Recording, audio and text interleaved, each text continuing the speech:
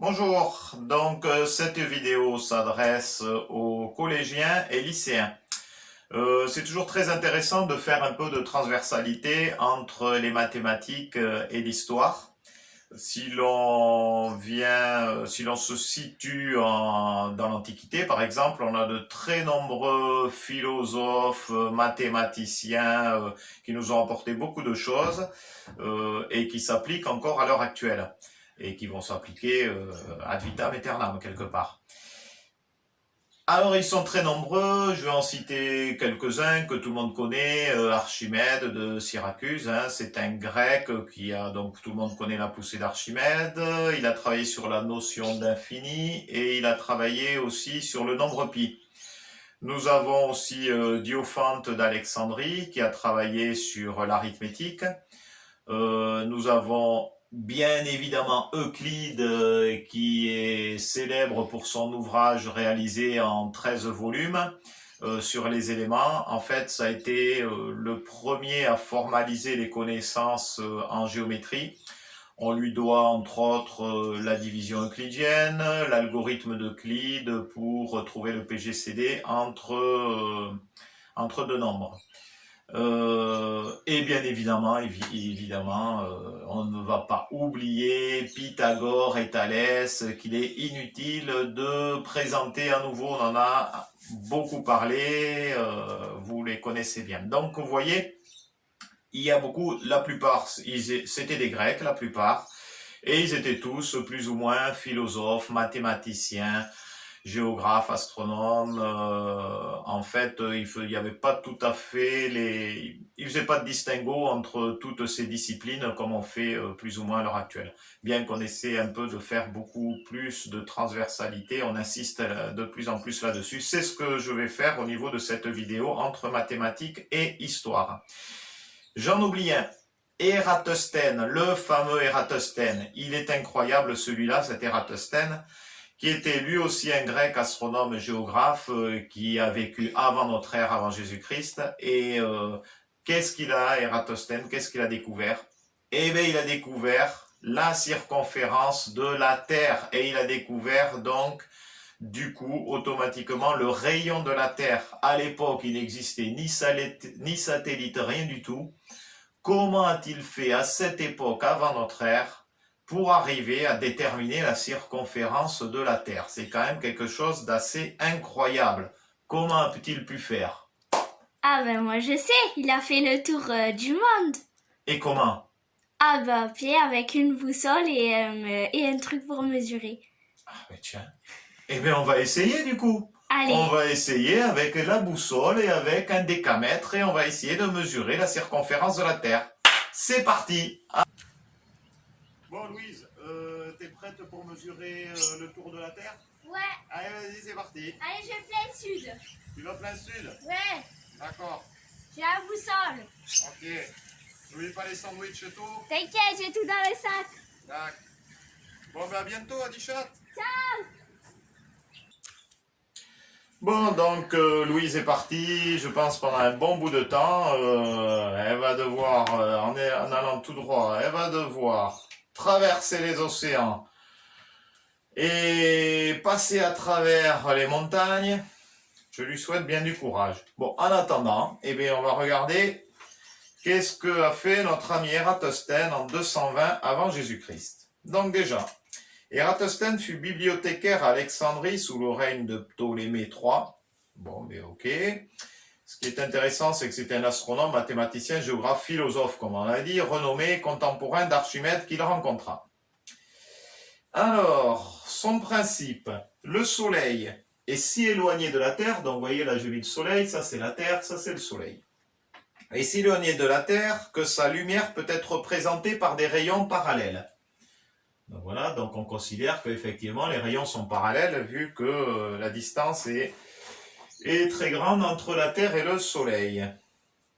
Ératosthène a su que les puits creusés verticalement dans la ville de Syène, actuellement Assouan, donc ici là, Syène, donc on va dire ici, on a S, ici, voilà, on va dire le point S ici, là, allez hop, ici plutôt, Voilà.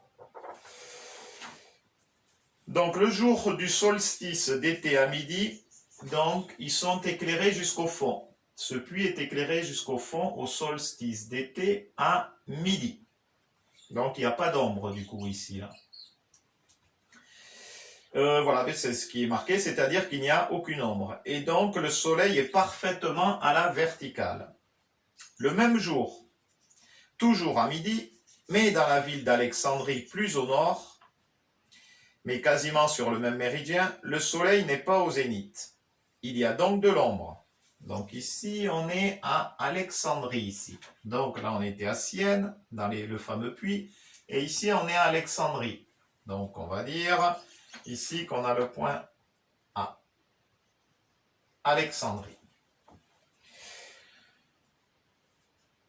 Eratosthène constate que la longueur de l'ombre faite par un bâton représente 1/8 de la hauteur de ce dernier. Il a planté un bâton ici. Donc vous voyez, ça c'est mon bâton. Et cette ombre, ici on a l'ombre. Donc l'ombre ici fait 1/8 de la longueur du bâton. Pour simplifier les calculs, on va dire que le bâton il fait 1 mètre. Donc si le bâton fait 1 mètre, et bien l'ombre du coup elle fait 1/8 de mètre. Voilà, ça c'est ce qu'il constate. Pour déterminer la distance entre Sienne et Alexandrie, bon, c'est pas à l'échelle au niveau de la Terre parce qu'en fait ça serait beaucoup plus rapproché. Hein, puisque là ce qu'il nous dit, c'est qu'il s'est pris de la manière suivante. Les caravanes de chameaux partant de Sienne mettaient 50 jours pour arriver à Alexandrie, en parcourant 100 stades par jour. Un stade équivaut à 160 mètres. Un stade égale 160 mètres. Et donc, on va voir, les caravanes de chameaux partant de Sienne mettaient 50 jours pour arriver. Donc 50 jours pour arriver de là à là. Et ils mettaient 100 stades.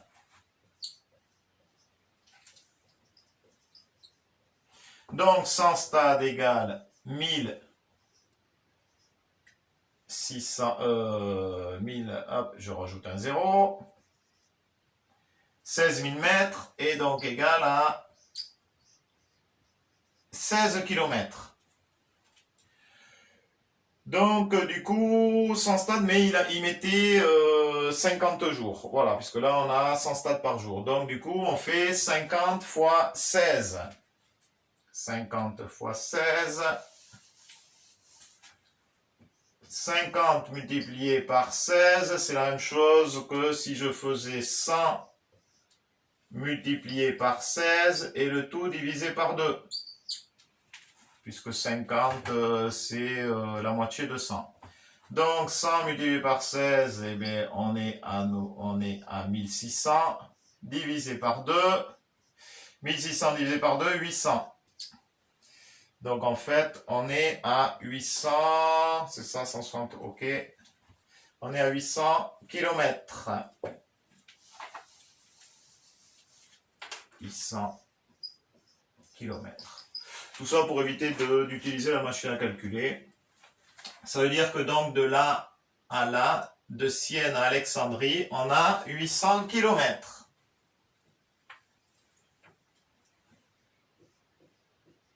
Voilà. 800 km. Alors, et bien voilà tout ce que l'on a. Voilà les données. Et à partir de là, eh bien, on sait calculer la circonférence de la Terre. Comment a-t-il fait? Alors, ce qui est intéressant à voir, c'est que ici, il faudrait arriver à calculer cet angle-là. Je vais dire l'angle alpha, par exemple. Il faudra arriver à calculer cet angle-là. Donc, je vais agrandir cette partie. On a bien notre bâton qui est planté hop, verticalement par rapport au sol. Hop, Tac, là j'ai mon sol qui est planté de façon perpendiculaire par rapport au sol, je veux dire. Hop. Voilà. Donc là on a l'ombre. Donc entre le sol et le bâton, il y a un angle droit. Là ici. Donc c'est l'ombre que fait le bâton par rapport avec le soleil là. Et on a dit que le bâton il faisait 1 mètre de haut. Pour simplifier les calculs. Et ce qu'il a constaté, c'est que l'ombre fait toujours 1/8 de la longueur du bâton. Donc du coup, là, j'ai 1/8 de mètre. Ok. C'est un triangle rectangle. Considérons qu'ici, on a le triangle ABC, rectangle en B. Donc si c'est un triangle rectangle que ici, on nous demande de calculer l'angle, là, il faut utiliser la trigonométrie. Alors, pour utiliser la trigonométrie, je vous rappelle SOHCAHTOA, SOHCAHTOA.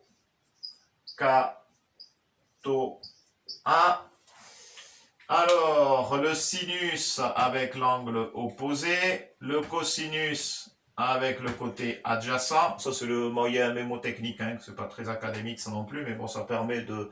Les élèves l'utilisent souvent, je vous conseille d'utiliser dans un petit brouillon pour se rappeler. Alors évidemment, il manque toujours le petit H ici, là, qui veut dire hypoténuse.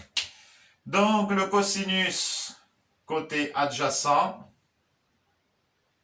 sur hypoténuse, ça va pas, puisque j'ai pas l'hypoténuse. Par contre, celui-là, la tangente, c'est le côté opposé sur le côté adjacent. Ah, celui-là, il m'irait bien.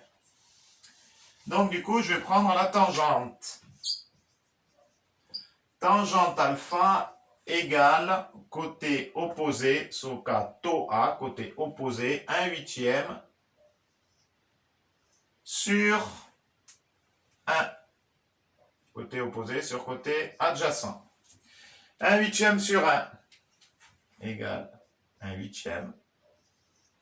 Et du coup, je vais prendre ma machine à calculer. Je prends ma machine à calculer pour trouver l'angle. Et pour ça, je vérifie bien que je suis en degrés et pas en radians. Alors, je fais du coup inverse ou seconde tangente. 1 sur 8. 1 divisé par 8. Arc tangente, du coup. Ou tangente moins 1. Enfin, tangente exposant moins 1. Exé. Et je trouve 7 degrés 12. Du coup, alpha égale 7 degrés 12. Voilà. J'ai mon alpha, mon angle. Ici. Et là, qu'est-ce que j'utilise maintenant? Et bien maintenant, je vais utiliser la propriété des angles alternes internes. Je vous rappelle, j'ai deux droites parallèles. Ici. Et j'en ai une troisième qui coupe ces deux droites. Cet angle-là a la même mesure que cet angle-là. C'est l'histoire des angles alternes internes. Donc, ici, on s'aperçoit que là, si je poursuis, là, le rayon du soleil, là, je poursuis. Enfin, je prolonge, je veux dire. Là, ici, le rayon, je le prolonge. Ici, là, si je prolonge, on s'aperçoit que là, ici, je veux dire que j'ai la droite D1. Ici, la droite D2. Forcément, je prolonge les rayons du soleil. On a dit qu'ils étaient parallèles. Donc, D1 est parallèle à D2. D1 parallèle à D2.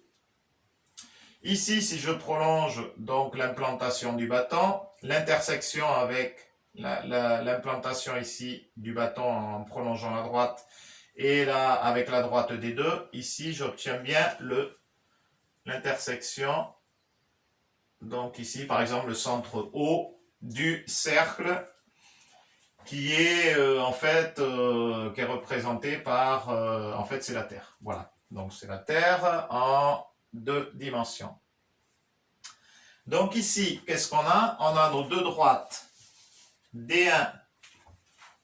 Donc cet angle-là fait alpha. On l'a trouvé. D2 qui est parallèle et une troisième droite ici qui coupe D1 et D2. Donc cet angle-là égale cet angle-là. Cet angle-là égale cet angle-là. Et bien voilà, du coup c'est fini, puisque alpha qui vaut 7 degrés 12,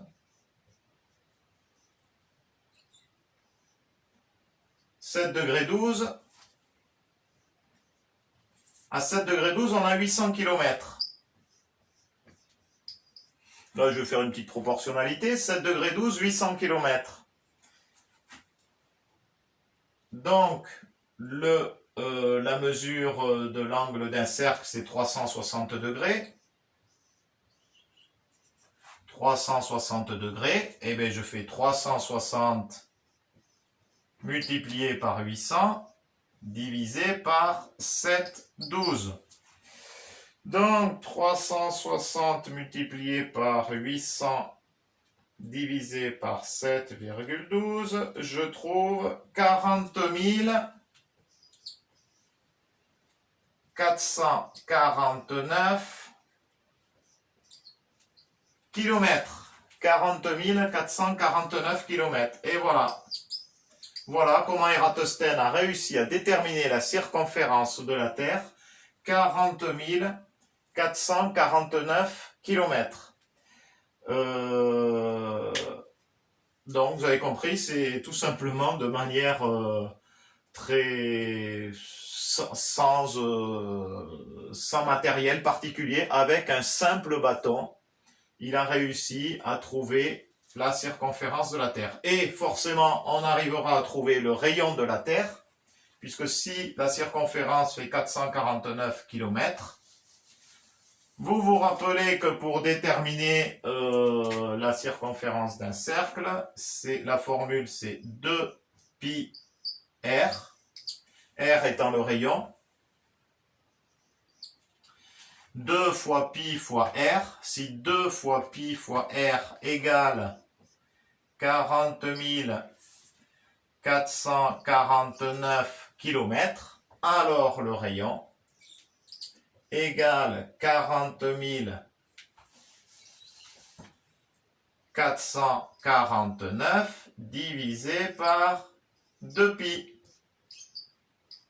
Et donc le rayon égale, donc divisé par 2 fois seconde pour avoir le pi exact, égale 6000. Oula, je me suis trompé quelque part là. Non, c'était 6000.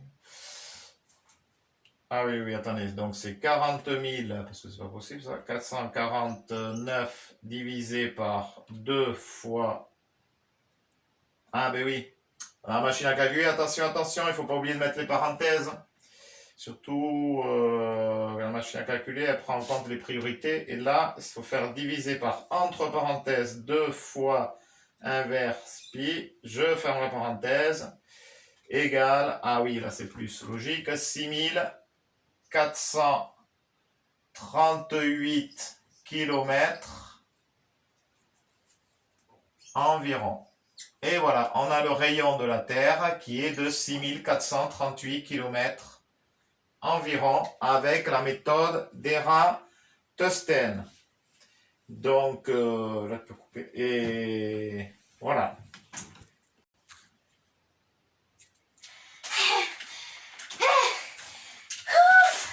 Dis donc. Alors du coup, j'ai mesuré, j'ai trouvé 40 072 km. C'était un long voyage, hein. Ah là là, je vous dis pas. Eh ben dis donc, bravo, t'as bien réussi. Et 40 072 km. Oui. Et lui, Eratosthène a trouvé 40 449 km. Mais il n'a pas fait le tour. Il a fait comment? Tu verras la vidéo, je t'expliquerai. Allez, L'incavalleo Je è vais un autocop. reposer, Oui. moi.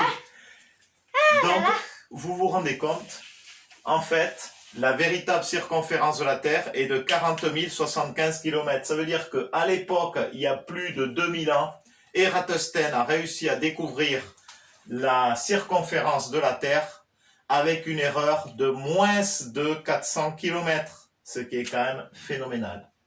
Voilà. Mais écoutez, j'espère que cette vidéo vous a plu. Vous voyez le lien entre mathématiques et histoire, eh bien, il reste constant. Eh bien, écoutez, ein Altekop, Adichat.